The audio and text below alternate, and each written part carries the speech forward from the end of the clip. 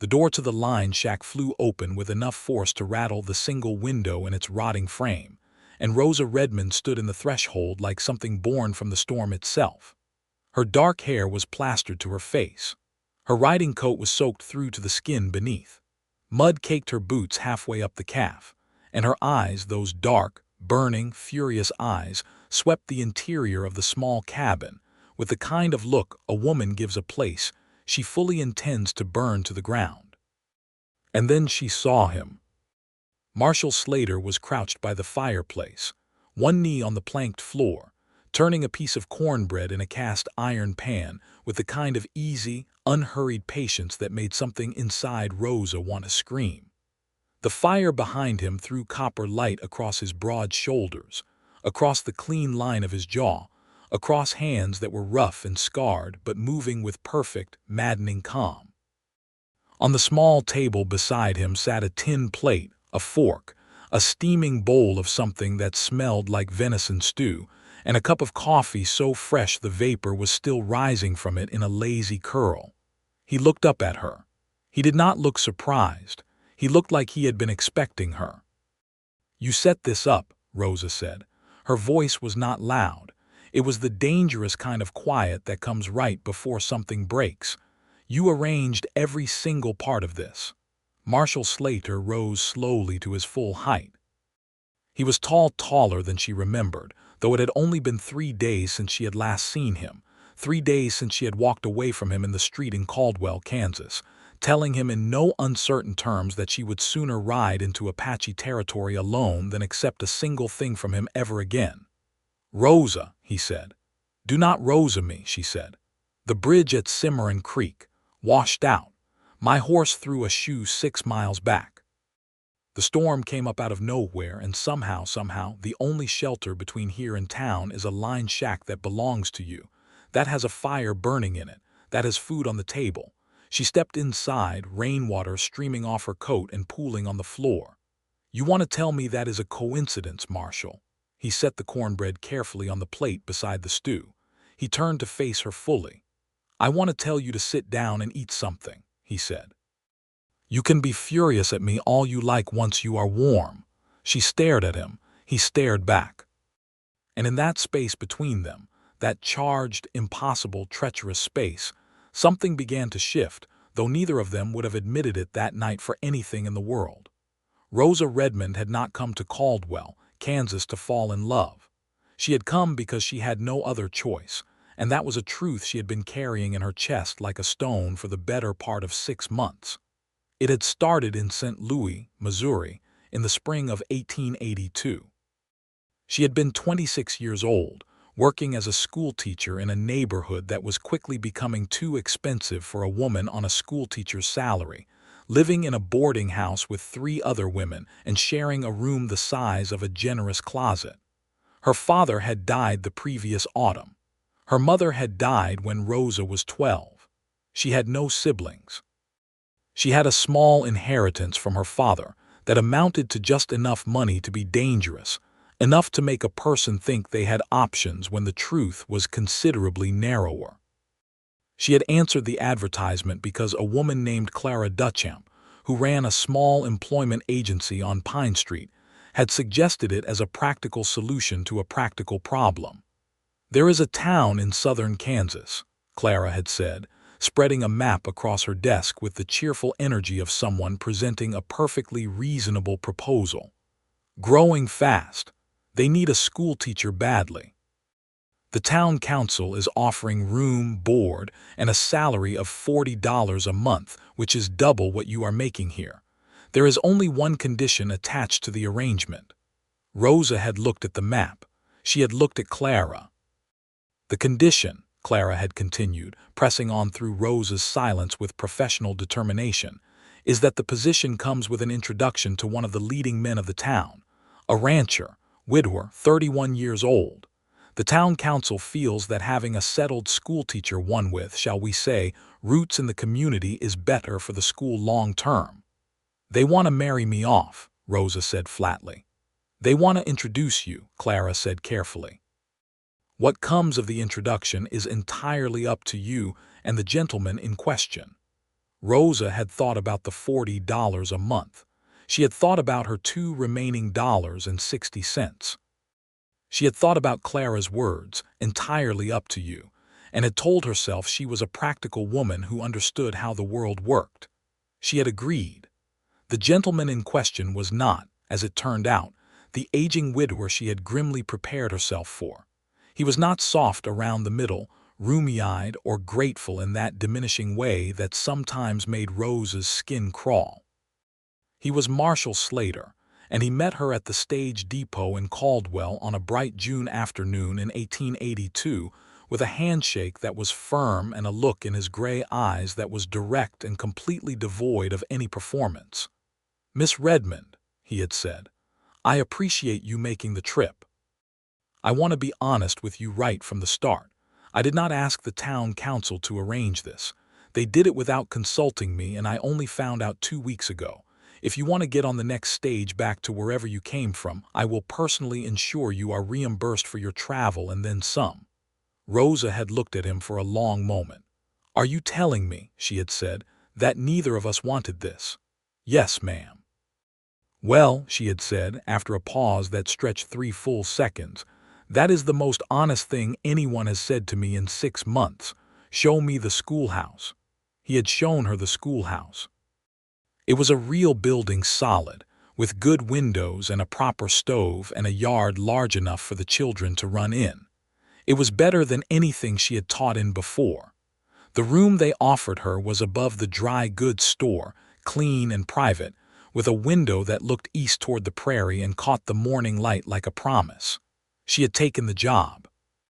She had not taken Marshall Slater, though the town of Caldwell had clearly hoped otherwise, and had spent the subsequent 3 months watching the two of them with the particular intensity of a community that considered minding other people's business a civic duty. The problem was not that Marshall Slater was a bad man. The problem was the precise opposite. He was considerate without being solicitous. He was present without being suffocating. He brought firewood to the schoolhouse without being asked, and left it stacked neatly against the wall without staying to be thanked. He taught 3 of the older boys to fix a fence on a Saturday without charging their fathers anything, and had not mentioned it to anyone. Rosa had only found out from young Billy Crane, who had a 10-year-old's complete inability to keep good news to himself. He was patient. He was quiet.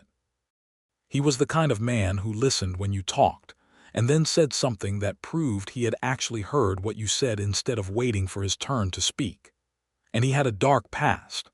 That was the secret that the town of Caldwell carried the way all small towns carry their necessary fictions, carefully, and with a great deal of unspoken agreement not to examine it too closely in good light. Rosa had found out about it from Nell Hartley, the wife of the general store owner, who told Rosa while pretending to be explaining something about the land records, the way women sometimes do when they need to pass important information without appearing to be gossips. His wife, Nell had said, her voice dropping to the particular frequency reserved for the subject. Her name was Catherine. She died 3 years ago. It was not a peaceful death. There was a man named Dale Prout. He had a debt with Marshall that went back years, and Nell had stopped. She had folded her hands on the counter. Marshall was away on a cattle drive, she had said more quietly. Dale Prout came to the house. Marshall's foreman, a man named Ike Solomon, found Catherine the next morning. There had been a struggle. The doctor said she had not suffered long, but Marshall was 4 days' ride away, and by the time he got back. Rosa had understood the rest without being told. "Did they catch Prout?" she had asked. Nell had looked at her with the careful, level eyes of a woman who had lived in this country long enough to understand exactly what catching a man like Prout really meant. "Marshall found him," Nell had said, "in Texas.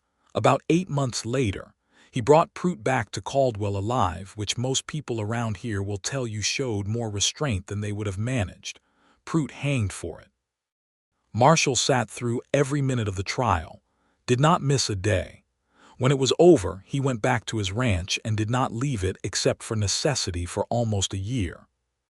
Rosa had turned this information over in her mind for days, examining it from every angle the way you examine a stone you have found in a field, trying to understand what it is before you decide what to do with it.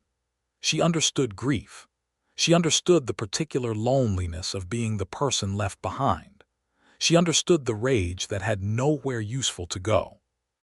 What she did not understand, what she could not quite reconcile, was the deliberate distance Marshall maintained between himself and any future that might require him to risk that kind of loss again. She saw it most clearly in small moments. The way he would start to say something and then stop himself. The way he stood on the periphery of social occasions as though he had not yet decided whether he belonged there. The way he looked at Rosa sometimes across the room at a church social or a town meeting. A long, unguarded look that lasted exactly as long as he thought she was not paying attention and cut off the instant he realized she was. She had confronted him about it 3 weeks ago, in the street outside the post office, in a moment she had not planned and could not take back. "You are not as invisible as you think you are," she had told him, standing in the afternoon sun with a letter from Clara in St. Louis still folded in her hand. He had looked at her steadily. "I am not sure what you mean." "I think you are perfectly sure what I mean," she had said. "And I think the reason you are standing there pretending otherwise is because acknowledging it would require you to actually do something about it, and you have decided it is safer not to." The silence had been long enough to be answer enough. "That is what I thought," Rosa had said, and she had walked away. That had been 3 days ago. 3 days in which the wall between them had been so solid and so silent that she had almost convinced herself she was relieved. Almost. And then the bridge at Cimarron Creek had washed out, and her horse had thrown a shoe, and the sky had opened up with the particular malice of a Kansas summer storm. And the only shelter for 6 miles in any direction had been a lined shack belonging to Marshall Slater with a fire already lit and food already made. Now she stood inside that shack, soaked to the bone, furious in the way that only comes when you are furious at yourself and have nowhere to put it except at someone else, and Marshall Slater was looking at her with those quiet gray eyes and waiting. "Sit down, Rosa," he said again. "Please." She sat down, not because he told her to. Because her legs were genuinely shaking from cold and exhaustion, and the particular toll that 6 miles of walking in riding boots took on a person's dignity. The stew was venison, slow-cooked with dried onion, and what might have been a small amount of something that had pepper in it, and it was the best thing she had tasted in 3 months. She ate it while Marshall added wood to the fire and pulled her wet riding coat from her shoulders and hung it on the peg near the door without asking permission and without making anything of it. He made a second cup of coffee. He handed it to her. He sat down on the 3-legged stool near the wall and said nothing. Rosa ate half the bowl and then set the spoon down and looked at him. "Why is there food here?" she said. "I come out to the line shack most Thursdays," he said. "Check the fence on the eastern pasture. I usually make something before I head back." "Today is Thursday," she said slowly. "Yes. And the fire was already lit when I got here." "I lit it about an hour before you arrived," he said. "The weather was turning. I knew it would be cold by nightfall." "You did not know I was coming?" "No," he said. "I did not know you were coming." Rosa studied his face.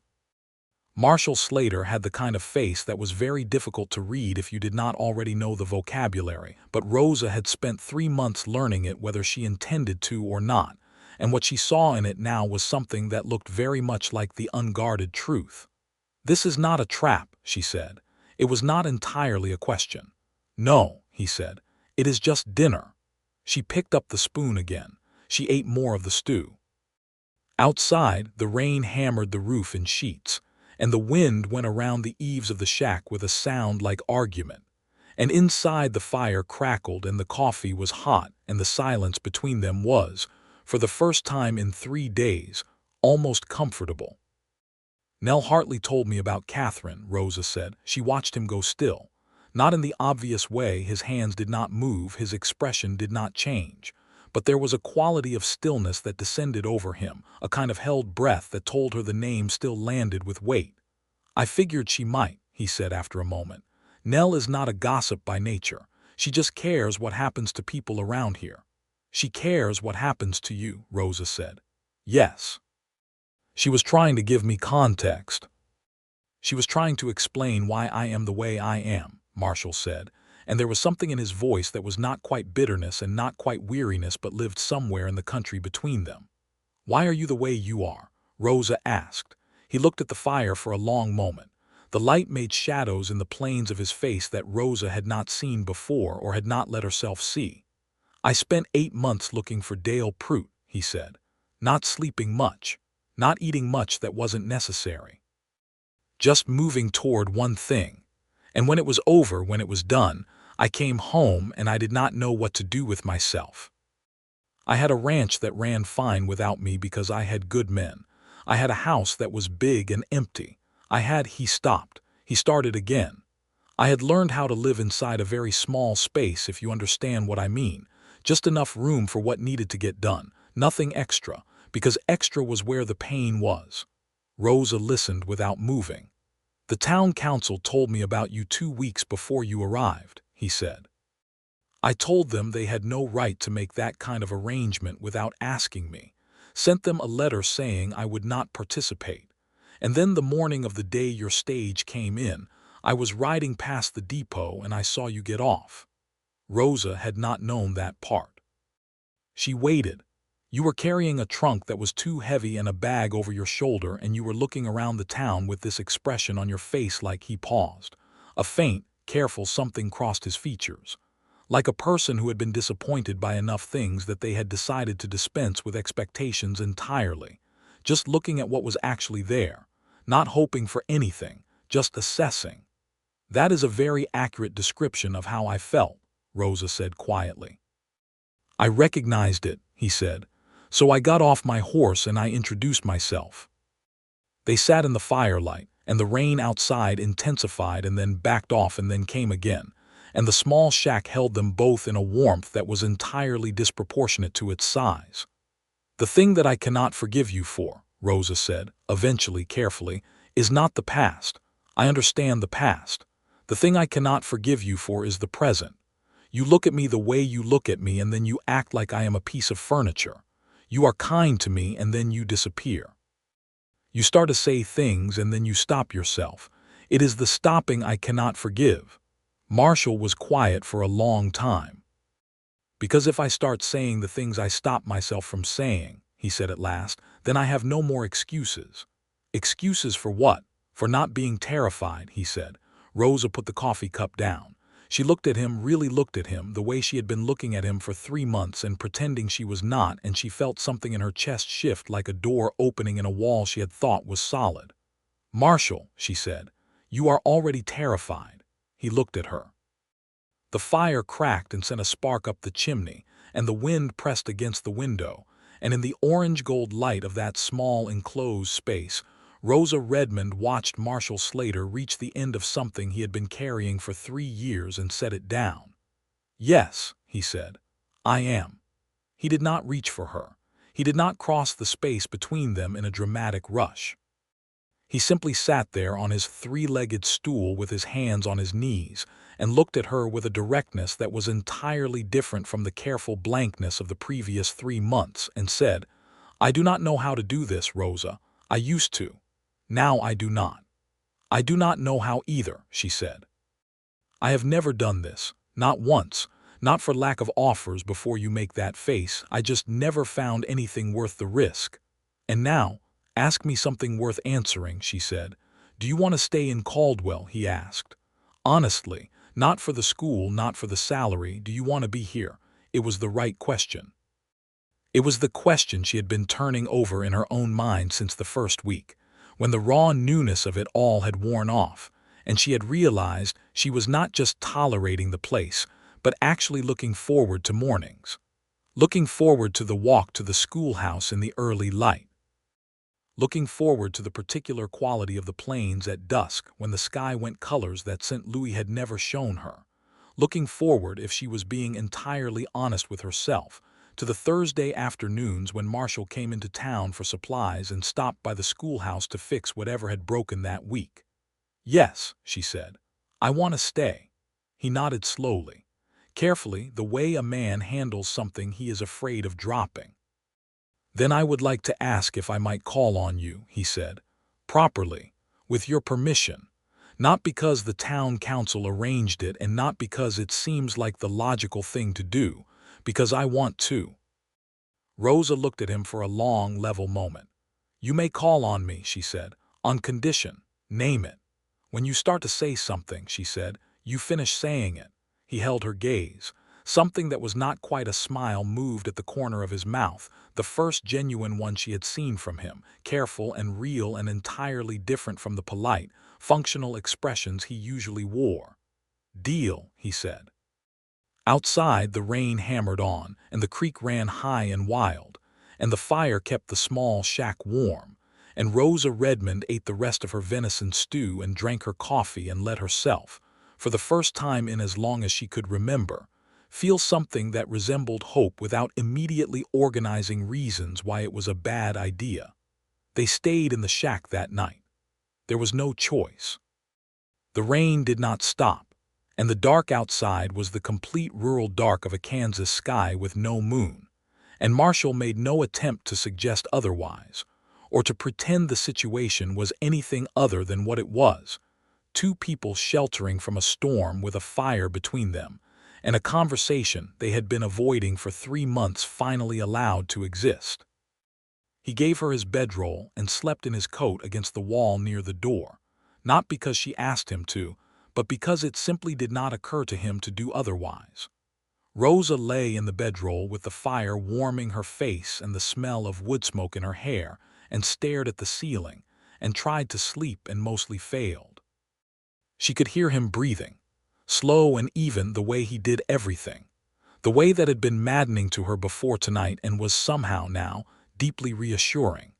She fell asleep around midnight, and when she woke, gray light was coming through the window and the fire had been rebuilt and there was fresh coffee in the pot, and Marshall was outside saddling her horse, which he had evidently gone and found in the dark.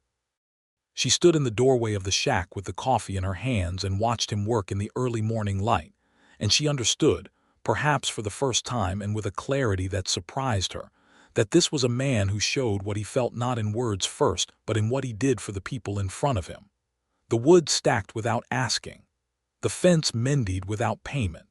The fire lit on a Thursday afternoon that happened to be the afternoon a storm came in. He saw her standing there and straightened up. "Good morning," he said. "Good morning," she said. "The creek should be passable by midday," he said. "I found your horse about a quarter-mile back." She threw the shoe on the left front.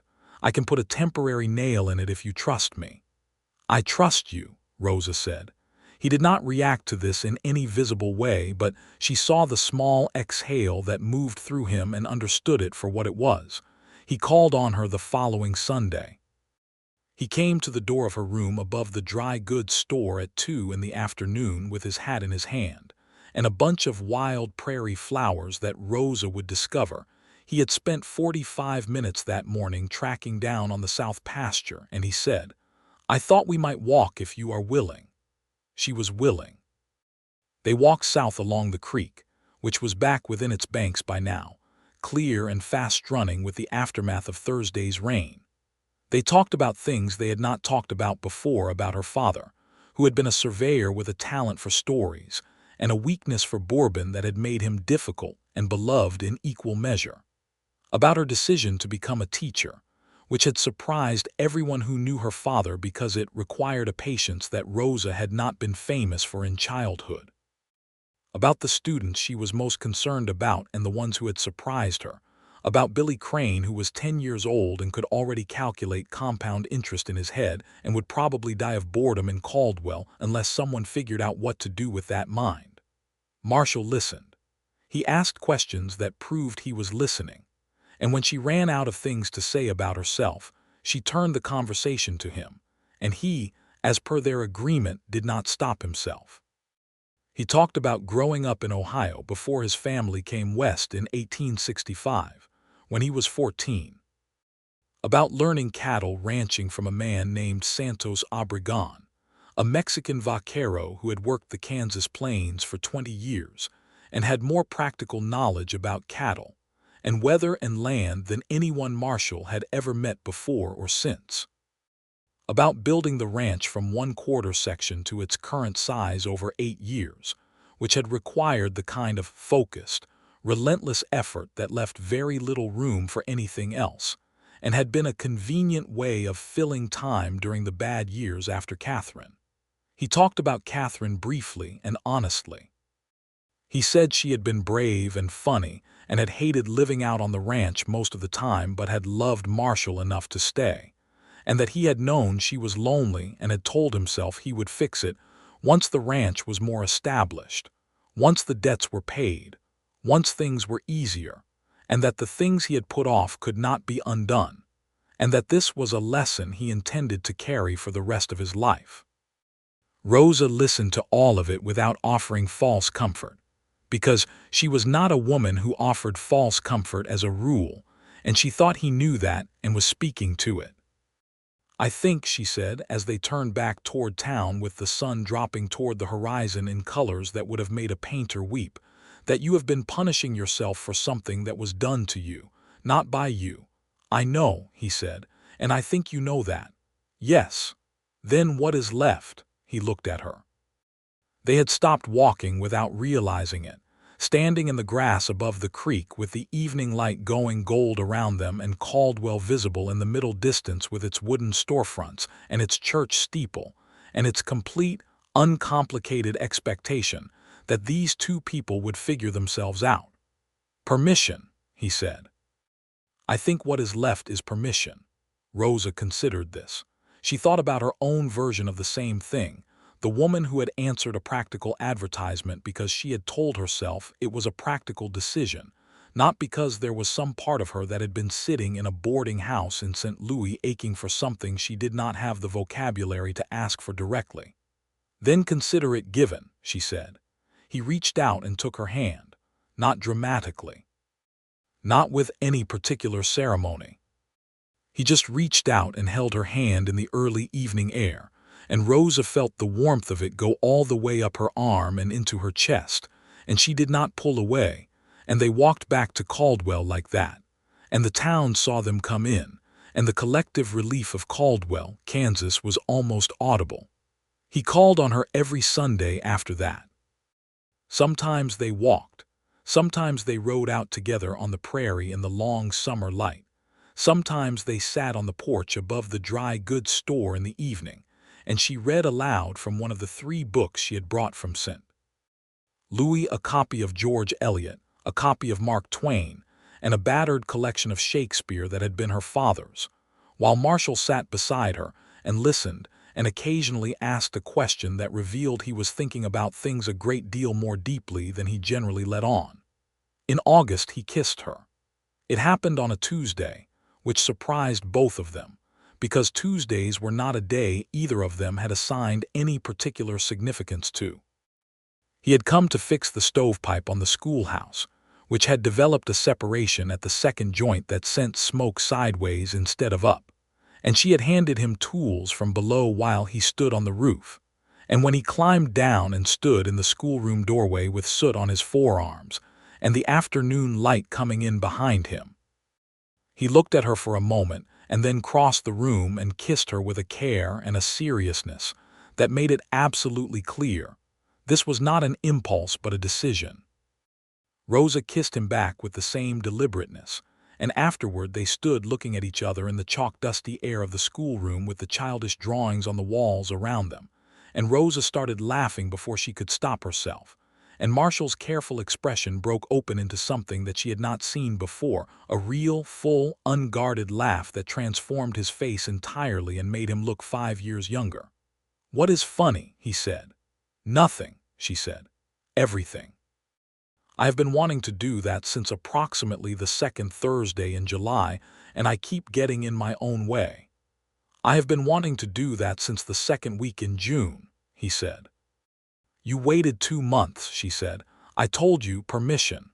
"Marshall," she said, looking at him steadily, You have standing, permanent, irrevocable permission." He kissed her again. September came, and the heat softened into something bearable, and the school year resumed in earnest.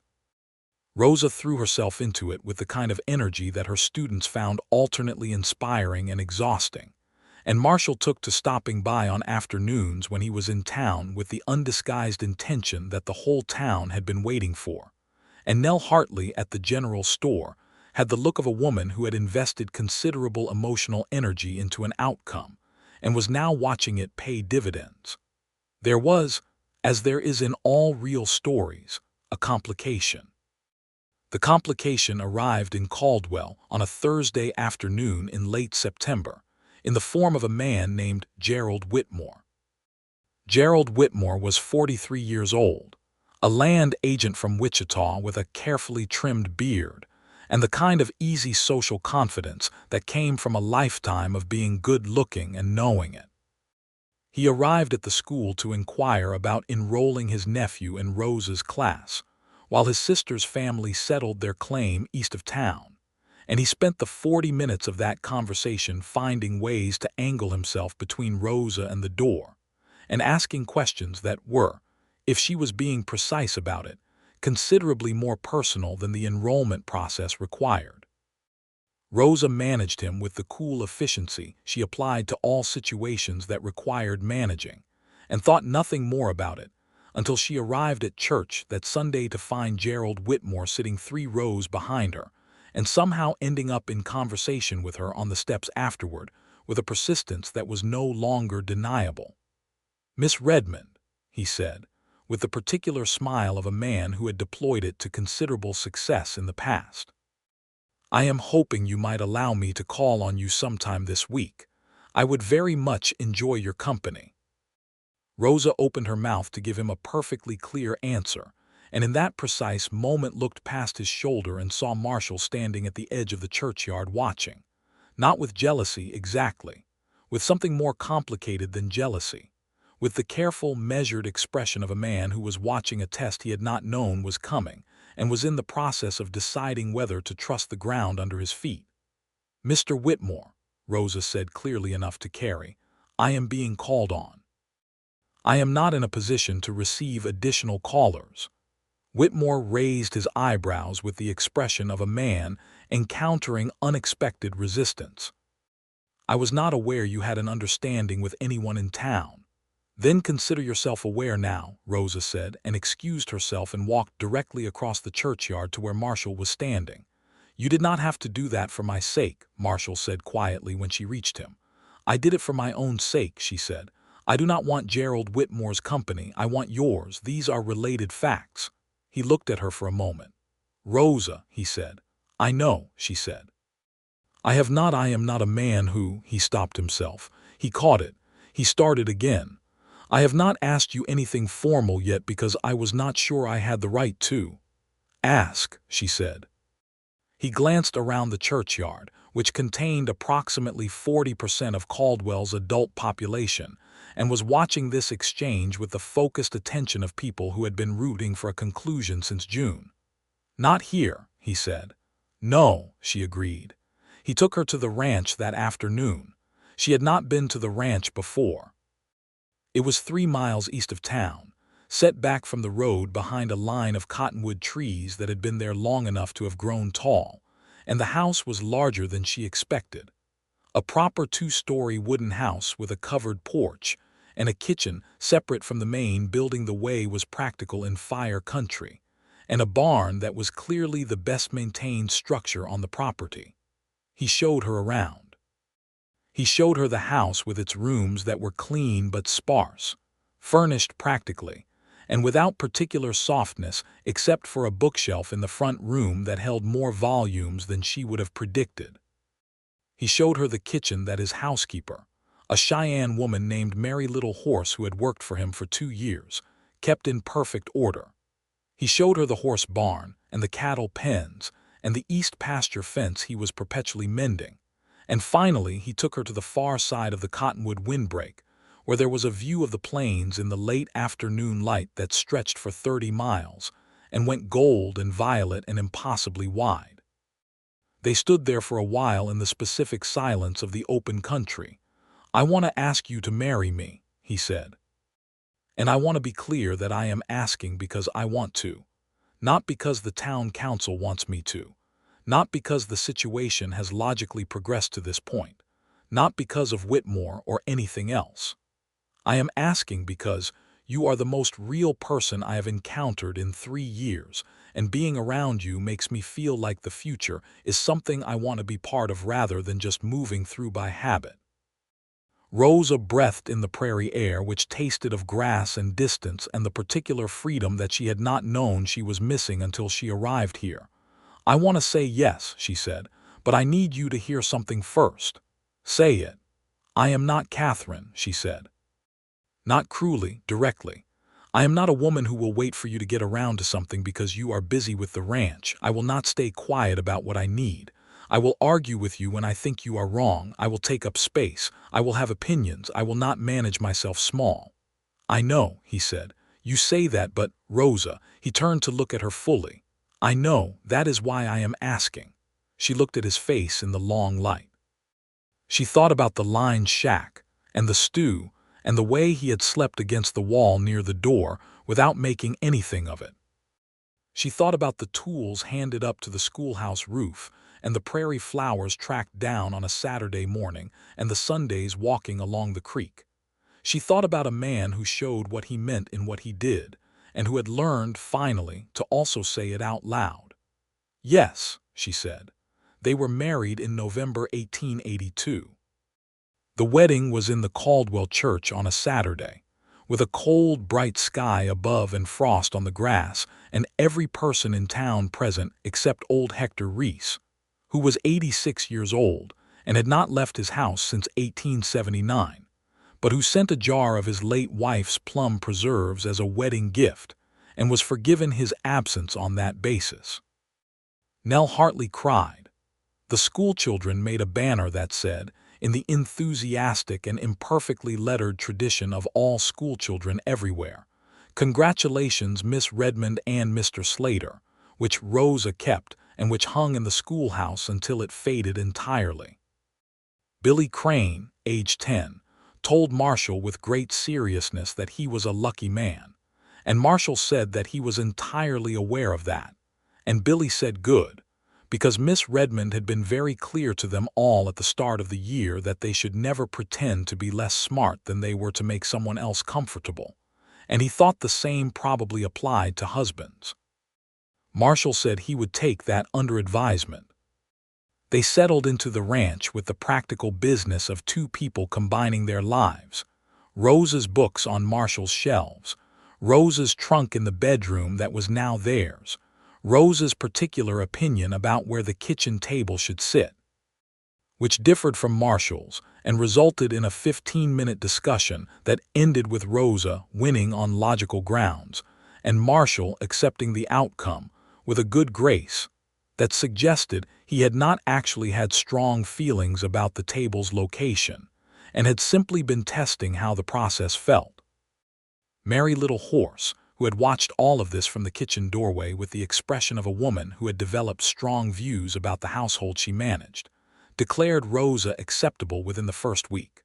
A verdict she communicated not in words, but in the manner of preparing Rosa a cup of tea, exactly as she liked it one morning without being told how she liked it, which Rosa took as the acceptance it was, and felt more genuinely welcomed by than by any number of formal words. The school year continued. Rosa taught.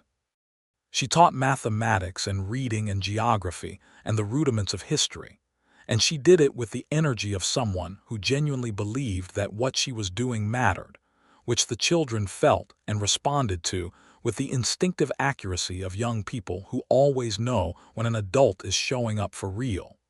Billy Crane remained her particular project. She wrote a letter to the Kansas Board of Education, and then to a professor she had known in St. Louis, requesting information about scholarship programs for exceptional students from frontier communities. She did not tell Billy this. She simply kept challenging him, kept putting books in front of him that were too old for him, and watching him work his way through them with the focused intensity of someone who had finally found food after a long hunger.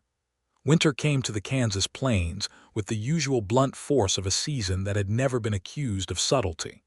The cold was a physical thing, a presence that settled over the land and required to be managed rather than waited out. Marshall moved cattle to winter pasture. He and his hands 3 men, including Ike Solomon, who was still with him after everything and whose loyalty to Marshall was the deep, uncomplicated kind that comes from shared history, worked long days in temperatures that went below zero, and came home at night to a house that Rosa had made warm in the way that a house becomes warm when someone lives in it fully rather than just inhabiting it. She cooked. She had not been a cook when she arrived. She had been a boarding house resident whose culinary experience consisted largely of warming things up on a small stove. But Merry Little Horse taught her with the patient efficiency of someone who had decided to consider it an interesting challenge. And by January, Rosa could make cornbread and venison stew, and 3 kinds of beans, and a dried apple pie that Marshall ate with an expression of concentration and appreciation that she found disproportionately pleasing to produce. They talked every evening.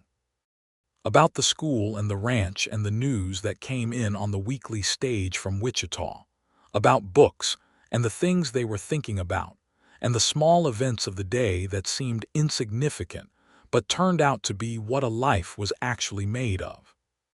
They argued sometimes about money mostly, because they both had opinions about how resources should be allocated, and those opinions did not always align. And they argued with the particular honesty of people who had both agreed that silence was more dangerous than disagreement. In February, Rosa realized she was pregnant. She sat with this knowledge for 3 days before she said anything, not from doubt but from a kind of private astonishment, the way you sit with large things before you are ready to let them become part of the shared world. She told Marshall on a Sunday evening when they were sitting in front of the fire in the front room, his book open in his lap and hers open in hers, the kind of easy quiet they had learned together. "Marshall," she said. He looked up. "I think we are going to need the spare room." He looked at her for a moment, then he looked at the spare room door. Then he looked back at her with an expression she had never seen on his face before, a kind of wondering, wide-open look that broke through every careful layer he had ever built and showed her the man underneath them with no protection at all.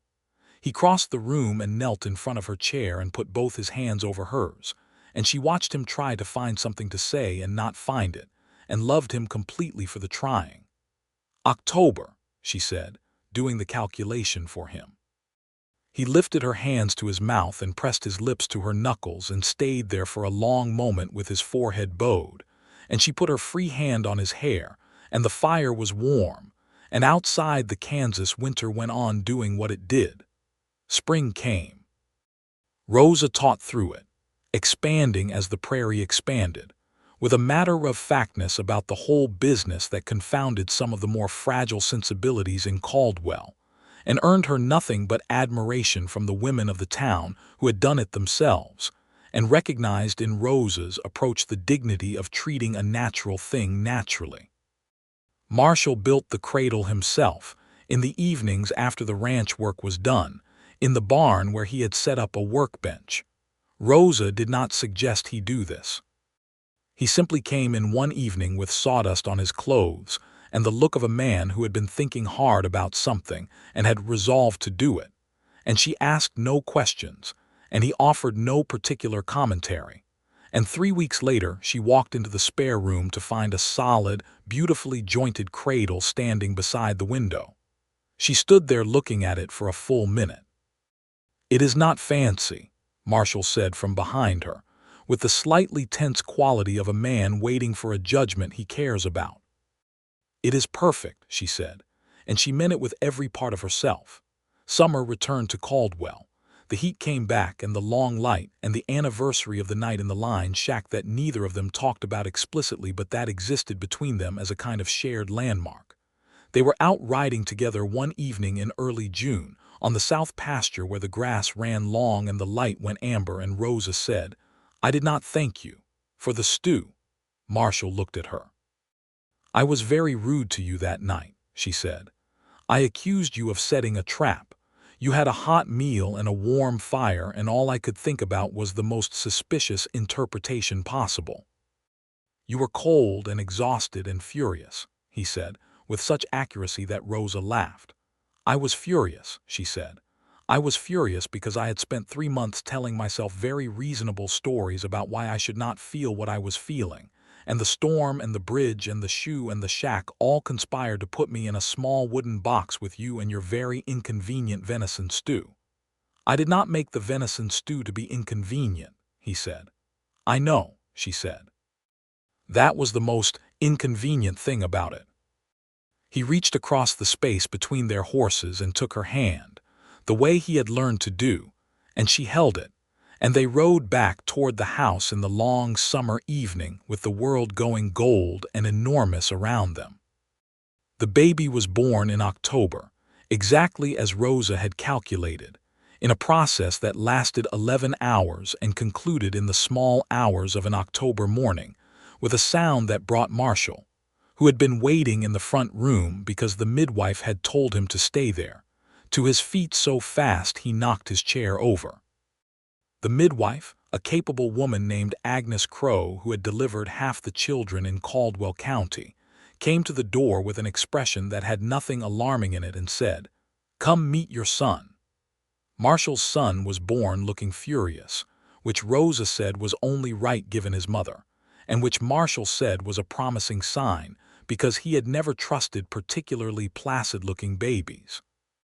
They named him James Santos Slater, James for Rosa's father and Santos for the vaquero who had taught Marshall everything he knew about working land. And he was an immediate, undeniable person from his first moments, very loud about his opinions and very clear about what he wanted, which Rosa said she had no idea where he got that from, and Marshall said absolutely nothing, because he was a wise man. Life settled into the new shape of itself, which was larger and louder and more complicated and better. Rosa returned to teaching in January, when James was 3 months old and had developed sufficient predictability in his schedule to make it manageable.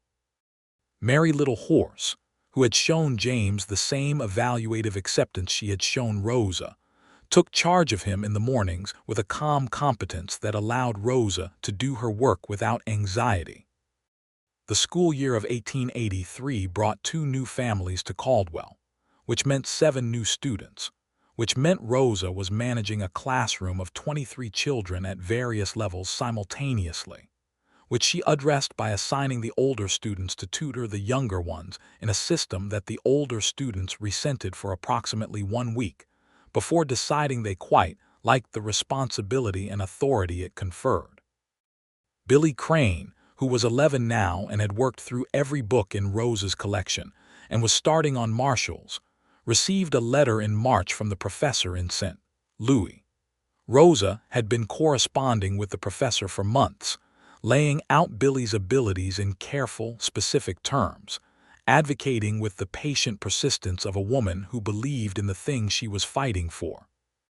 The letter was an offer of a scholarship to attend an academy in Wichita starting the following fall, with the possibility of further support for university if Billy's performance warranted it. Rosa brought it to the Crane family herself. She sat at their kitchen table with Billy and his parents, his father a wheat farmer, his mother a determined woman who had taught herself to read at 25, and explained what the letter said and what it meant, and that Billy's education, if he went, would not cost the family anything they did not have. Billy's mother cried. His father shook Rosa's hand for a very long time.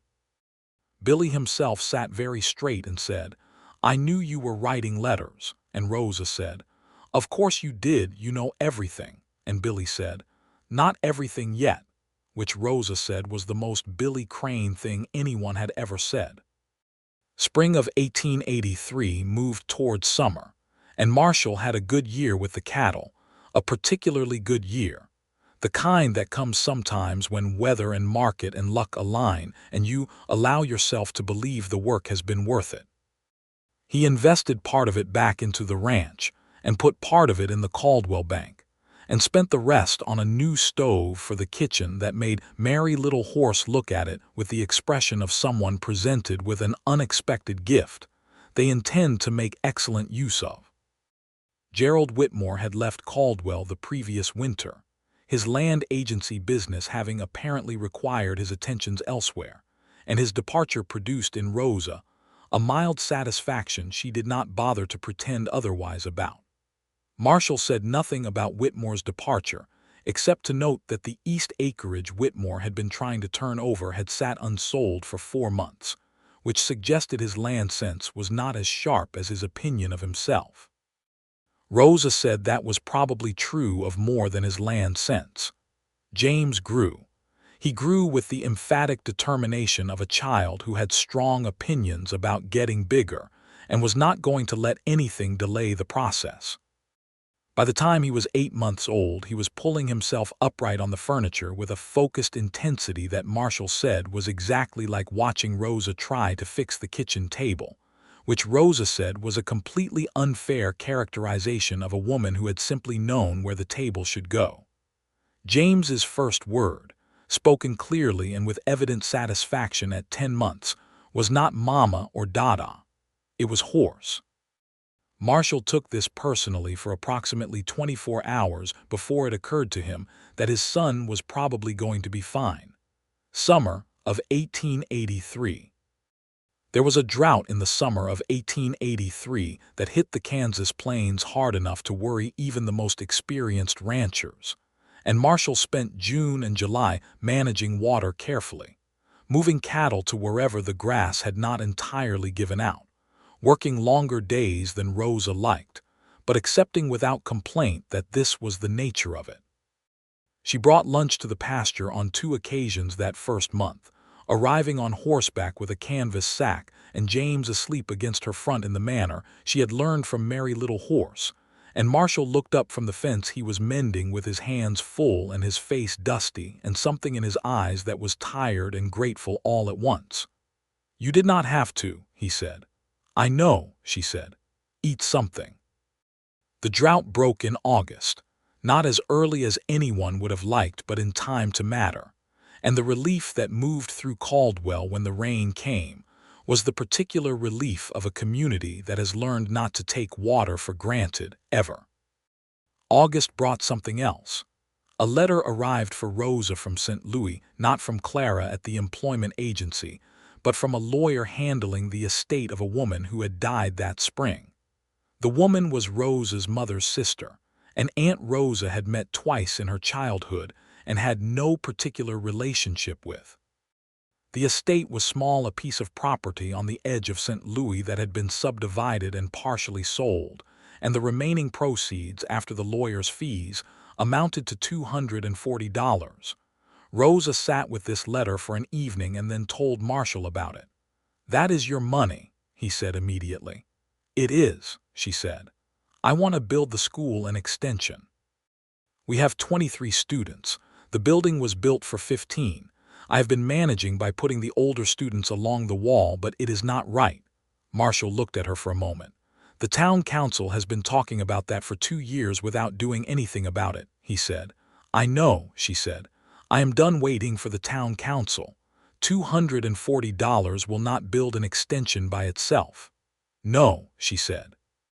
"But it will start the conversation with the lumber yard from a position of actual resources rather than theoretical good intentions." Marshall said nothing for a moment and then said, "I will put in another 100. "Marshall, is my town school as much as yours," he said. "And it is my son's school he is going to sit in when he is old enough. I have an interest." She looked at him. He was sitting at the kitchen table in the lamplight with his coffee and the day's tiredness in his face and his complete, unperformative certainty about what was right, and Rosa thought, as she had thought before and would think again many times in her life, that she had never met anyone who made goodness look so entirely natural. "All right," she said. The school extension was built that fall, finished the week before the autumn term started, and it added 2 new rows of desks and a proper storage room for supplies and a second window that let in morning light on the side of the building that had been stuffy and dim. The town of Caldwell contributed labor men who came on a Saturday with tools and the cheerful energy of a community project, and the result was not fancy, but it was solid, and it was right, and Rosa stood in it the morning it was completed, and felt the particular satisfaction of someone who has built a thing that will last longer than they will. Fall deepened into winter.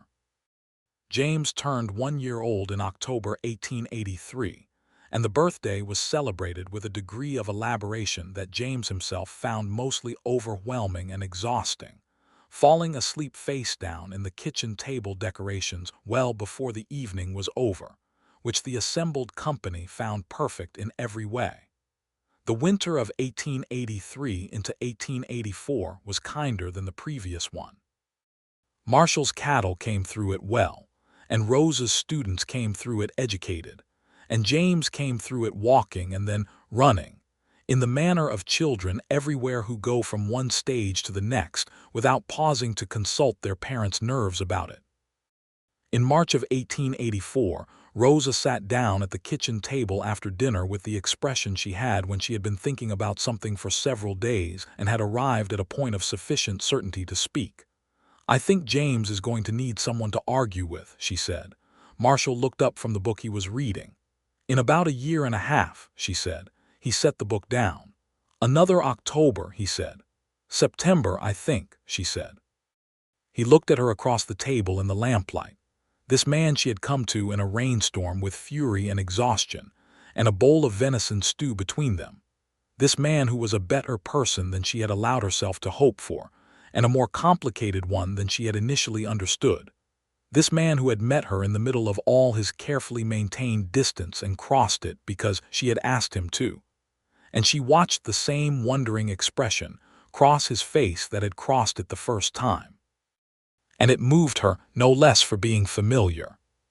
He came around the table and pulled her up from the chair and held her with his arms around her and his chin resting on the top of her head, and she leaned into the solid warmth of him and thought about the lined shack and the fire and the long, strange, necessary road from that night to this one. "September," he said into her hair. "September," she confirmed. He held on. The second baby came in September 1884, exactly as anticipated, with less drama than James's birth and an arrival at 6 in the morning, when the early light was just coming through the bedroom window.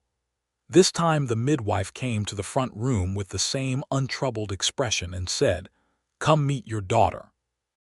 They named her Clara Slater Clara for the woman in St. Louis who had, whatever her motives, pointed Rosa in the direction of something real, and me for no particular reason except that it sounded right when said together with Clara and with Slater. Clara was immediately, constitutionally different from her brother, quieter, watchful, with eyes that took everything in with a composed attention that made her look, from the very first days, like someone who was carefully taking notes. James, 23 months old and firmly of the opinion that the household existed for his benefit, required approximately 2 weeks to reach the conclusion that Clara's presence was something he had wanted all along. After that, he was devoted to her with the uncomplicated certainty of a small person who has made up his mind. Billy Crane left for Wichita in August 1884, a month before Clara was born, departing on the Thursday stage with his mother crying, and his father holding himself together with effort, and Billy himself sitting very straight in the stage with his single bag and a small stack of books, one of which was Rosa's George Eliot, because she had given it to him the evening before with the inscription, "For William Crane, who will go further than this, from Miss Redmond," which was the name she had written in it even though she had been Rosa Slater for almost 2 years. Billy would write to Rosa from Wichita every month without exception for the next 4 years. The letters would be long and detailed and sometimes funny, and always full of questions he had been thinking about and wanted a second opinion on, and Rosa would write back to every one of them, and Marshall sometimes added a line at the end that was brief and direct, and that Billy always mentioned in his next letter. Life in Caldwell moved in the rhythms that become a person's life when they have chosen them honestly. The school grew. The ranch prospered well enough to be called stable, and occasionally better than stable. The house on the east pasture expanded Marshall and Ike Solomon, and two of the hands added a room onto the east end in the fall of 1885 with the same practical Saturday labor energy as the school extension. Because with James now walking independently and Clara on his heels as soon as she could manage it, the house's original proportions were becoming a subject of daily negotiation. Merry Little Horse, who had been working for Marshall before Rosa arrived, and who had, over the course of 3 years, become something Rosa would have described as family if pressed, began teaching James and Clara the words of her language alongside their English, which Rosa encouraged and Marshall seconded, and which the children picked up with the effortless assimilation of the very young, delighting in the sounds and showing off by using them at the dinner table. The injustice of what had been done to Merry Little Horse's people, and was still being done, steadily, and with the full endorsement of the United States government, was not something Rosa could fix. It was not something Marshall could fix. What they could do was treat Merry Little Horse as what she was, a person with knowledge and dignity and a history that deserved to be in the room, not standing outside it, and ensure that their children grew up knowing the same. It was not enough. It was what was possible. In the spring of 1886, a letter came from Billy Crane that was longer than usual and contained something Rosa had been hoping for since the first time she had watched Billy stare down a problem too old for him and solve it anyway. He had been offered a position at the academy in Wichita as a junior instructor of mathematics, which would pay him a salary and support his own continued study, and he was accepting it. And he wanted Rosa to know that he had understood from a young age that the letters she had written on his behalf had made the difference, and that he intended to do the same for someone else as soon as he was in a position to. Rosa read this letter at the kitchen table on a Saturday morning with James and Clara eating their oatmeal across from her, and she had to set the letter down and look at the ceiling for a moment. "Mama," said James, who was 3.5 and of the firm opinion that any strong emotion in the adults around him required immediate investigation. "What? A student I had," she said. "When I first came here, he is going to be a teacher." James considered this with the gravity he applied to all important information. "Like you, better than me, I think," she said. James considered further. "Is that good?" "That is the best thing a teacher can hope for," she said. The year rolled on. Marshall's ranch reached a size where it required real management rather than just hard work, and he made Ike Solomon foreman in a formal capacity, which Ike accepted with the lack of ceremony of a man who had been doing the job anyway, and was relieved to have it acknowledged on paper. The relationship between Marshall and Ike was the deep, particular friendship of men who had been through the worst thing together, and come out the other side still standing and still trusting each other. And Rosa valued it because she understood what it meant to Marshall even when neither of them talked about it directly. There were hard years mixed in with the good ones. 1887 brought cattle prices down hard enough to require real adjustment, selling some of the older stock, holding back on expansion plans, cutting what could be cut without compromising the core of the operation. Marshall moved through it without panic and without pretending it was not happening, and Rosa sat down with him at the kitchen table and went through the numbers with the analytical honesty she applied to everything, and they made the decisions together the way they made all their decisions, and when the year ended they were still intact. James started school in September of 1888, at which point Rosa had the philosophically interesting experience of teaching her own child in her own classroom, which the Caldwell community found charming, and which James found alternately thrilling and mortifying depending on the day. He was a good student, curious and energetic, and occasionally exasperating in the way of children who have quick minds, and have not yet learned that other people need time to catch up. And he and Rosa reached an efficient and largely unspoken agreement that she was Miss Redmond in the schoolroom and Mama everywhere else, and this held with only occasional violations when one of them forgot. Clara, at 4 years old, was already reading. Rosa had not exactly taught her. Clara had simply decided reading was a thing she intended to do, and had taught herself with the assistance of the books within reach, in the way of children who are made a certain way and cannot be stopped any more than you can stop water running downhill. Marshall found her one morning sitting on the porch with Rosa's copy of Shakespeare open in her lap, sounding out the words carefully and clearly. "Can you read that?" he said. "Most of it," she said. "Some of the words are strange."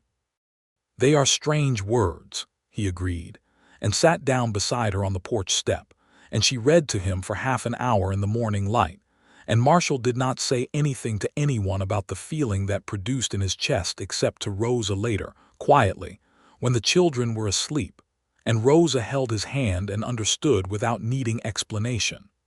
The line shack still stood on the eastern pasture. Marshall still rode out to it on Thursdays, still checked the fence, still found reasons to keep it maintained and weathertight in a way that went slightly beyond what practical necessity required. Rosa had been back to it once since that first night she and Marshall had ridden out together the previous summer, on a Thursday evening in June when the light was long, and stood at the door of it and looked at the small dark interior and the stone fireplace and the peg near the door where he had hung her wet coat that night. "I should put a better stove in it," he said. "You should not touch a single thing about it," she said. He looked at her. "Some things are right the way they are," she said. They had ridden home in the last of the light, side by side on the easy pace that the horses chose when they knew the way, and the plains had gone quiet and enormous around them, and the lights of Caldwell had come up in the distance, and the house on the east pasture was there, with the lamp in the window that merry little horse always left burning, because that was the kind of person she was. Rosa thought, riding toward it, about the woman who had arrived in this country 11 months after she was supposed to, with a trunk and a boarding-house history, and a determination to ask for nothing she had not earned. She thought about the fury of that first night, and the stew and the fire and the man who had been expecting nothing and prepared for everything. She thought about permission, the word Marshall had used. The concept she had come to understand was not weakness but a particular kind of bravery, the willingness to say, "I want this out loud where it can be heard." She had wanted this. She had been afraid to say so, and then she had said so, and here she was, riding home to her children and her life, in a country that was large enough to get lost in and had instead shown her the specific, irreplaceable thing that was hers. 1889. James was 6, Clara was 4, and Rosa was pregnant for the third time, which she told Marshall in the same kitchen table manner as before, and he responded with the same look, and she laughed, and he said he was beginning to find October suspicious as a month, and she said this one was going to be July. And he said that was marginally less suspicious, and held her for a long time in the kitchen with the supper going on the stove and the children asleep, and the house around them warm and full of everything they had built. Thomas Henry Slater arrived in July 1889, in the full Kansas summer heat, and came into the world with a roar that the midwife said she had not heard in 20 years of attending births, and was named Thomas for no particular reason, except that it was a solid, uncomplicated name that suited a solid, uncomplicated baby, and Henry for Marshall's father, who had died in 1877, and who Marshall rarely spoke of but thought about often. Thomas was, from the very first hour, a child of enormous good humor. He laughed at things. He laughed at the faces James made at him. He laughed at Clara's serious reading voice. He laughed at the dog that had attached itself to the household in the spring of 1888 in the way of dogs in the West, simply appearing one day and continuing to appear until everyone agreed it lived there. He laughed at the mornings and the evenings and at birds, which he found particularly excellent. He was a child built for life in its simplest and most immediate form, and Rosa and Marshall both found him, each independently and then together, a lesson in something they could not quite name but recognized as necessary. Billy Crane came back to Caldwell for a visit in the summer of 1890. He was 19 years old, taller than Rosa had expected, though she did not know why she was surprised, and he arrived on the Thursday stage with 2 bags and a confident but still recognizably Billy quality about the way he moved through the world, as if every room he entered was a problem he was interested in solving. He spent 3 days with them at the ranch. He had dinner with the family twice, and played with the children with the slightly puzzled but genuine goodwill of a young man who had not spent much time around small children and was finding it interesting. He and Rosa sat on the porch the second evening after the children were in bed and talked for 2 hours about everything about mathematics and the academy and the student he had already recommended for scholarship, about Caldwell and the school and Rosa's plans for the following year, about what he should do next and where he should go.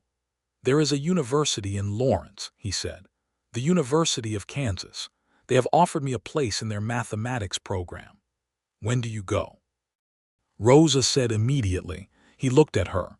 "You are not going to tell me to think about it or be careful or consider the practical aspects." "I think you have considered the practical aspects," she said. "I think you have been considering them since you were 10 years old. I think the question you actually need answered is whether you have permission to want something that big." He was quiet for a moment. "You are very like your letters," he said finally. "I try to be consistent," she said. "Yes," he said. "I go in September." "Good," she said. Marshall came out onto the porch and sat in the third chair and listened to the rest of the conversation with the easy presence he had. And when Billy said goodnight and went in, Marshall and Rosa sat for a while in the late summer night with the prairie quiet around them. "That boy is going to do something worthwhile," Marshall said. "He already has," Rosa said, "just by being the kind of person who finishes what he starts." Marshall looked at her for a moment. "Is that aimed at anyone specific?" he said. She smiled. "You finished," she said. "You finished a long time ago. I am just noting that I appreciate it." He reached over and took her hand in the dark, and the summer night went on around them, and the house was full of sleeping children, and the ranch was quiet and solid and theirs, and the line shack stood on the eastern pasture in the dark with its peg by the door and its cold fireplace waiting for the next Thursday. The years that followed were the years that looked, from outside, like the settled part of a life, and were in fact the richest part. James grew into a boy who was opinionated and energetic and deeply loyal in the way that Rosa recognized as Marshall's character showing itself through the specific medium of a child who had not yet learned to moderate it. Clara grew into a girl who read everything she could find and asked questions that were sometimes inconveniently large for a dinner table conversation, and was quietly, steadily developing a mind that Rosa suspected was going to go somewhere even she could not predict.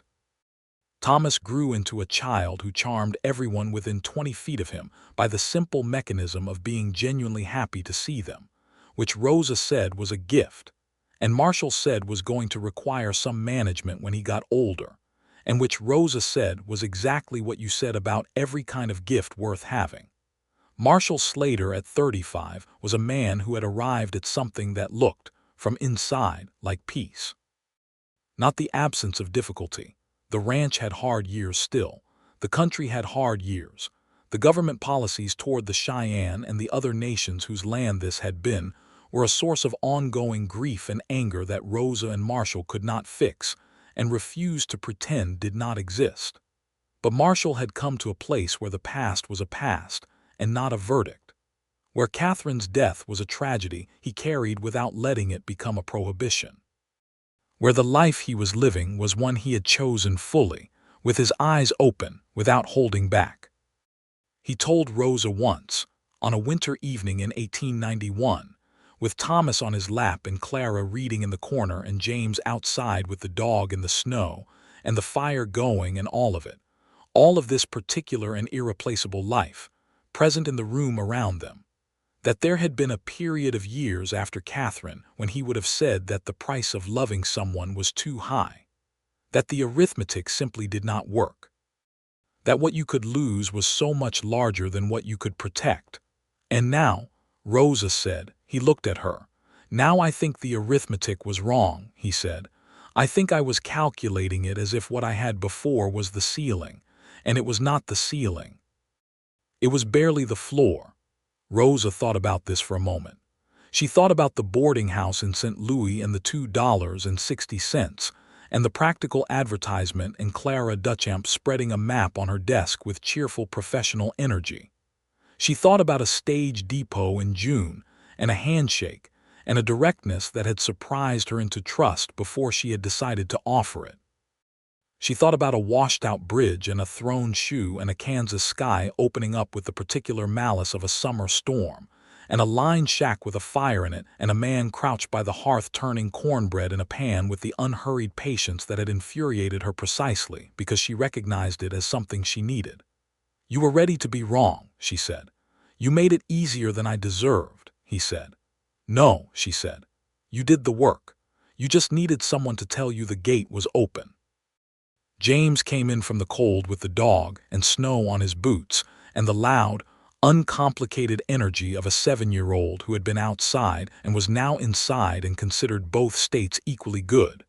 And the moment broke into ordinary evening life the way moments do, and Rosa let it, because this was the thing she had come to understand about happiness. It did not require a frame. It did not require to be held still and looked at. It was the sum of all the ordinary evenings and the Thursdays and the cornbread and the hands held in the dark, and it was enough. It was more than enough. It was everything. In the autumn of 1892, James Slater turned 9 years old and had a best friend named Robert, and Clara Slater turned 7 and could recite long passages of George Eliot from memory, and Thomas Slater turned 3 and was, by general agreement, the happiest person in Caldwell, Kansas, and Marshall Slater at 39 was a man with laugh lines at the corners of his gray eyes that had not been there in 1882.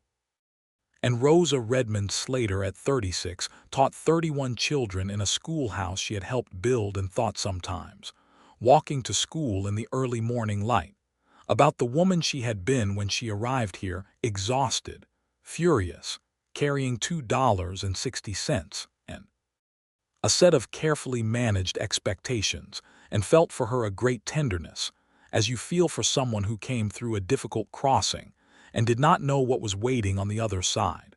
What was waiting on the other side was this: a ranch on the Kansas plains with 3 children and a good fire and a man who lit it before he knew she was coming, a table set for no one and therefore ready for everyone.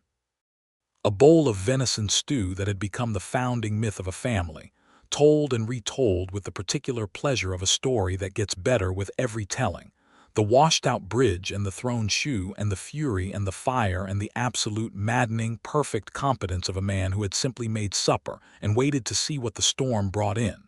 She arrived exhausted and furious. He had a hot meal and a warm fire waiting. The rest was a life, and it was good. It was deeply, fully, irreversibly good. The kind of good that does not require anything else to make it complete because it already is. On the last Sunday of October 1892, which was James's birthday weekend, and also happened to be the 10th anniversary of the day Rosa had first walked across the churchyard toward Marshall in front of the whole town, they rode out to the eastern pasture in the afternoon, all 5 of them, Rosa and Marshall on their horses, and the children on the smaller horses that the children had at this point. And they rode past the lined shack in the low autumn light with the grass gone gold around it. "What is that building?" Thomas asked. He was 3½ and had apparently not registered the shack before. "That is where your mother and I had our first real conversation," Marshall said. Thomas looked at it with the evaluative attention he gave everything. "It is small," he said. "It was enough," Marshall said. Rosa looked at him across the horses and the children and the autumn air, and he looked back at her, And there was in that look everything that a life was when it was built honestly. The dark parts and the light parts, and the parts that had been difficult, and the parts that had been better than either of them had known to ask for, and the particular grace that comes from having said, "I want this," out loud where it can be heard, and having had someone answer. The horses moved on. The children talked and argued and pointed at things. The Kansas sky went wide and enormous overhead, and the light went gold and then amber and then the first soft dark of evening, and the line shack stood behind them on the flat grass, small and solid in itself, holding the cold quiet and the memory of a fire. They rode home. The lamp was on in the window. It was always on.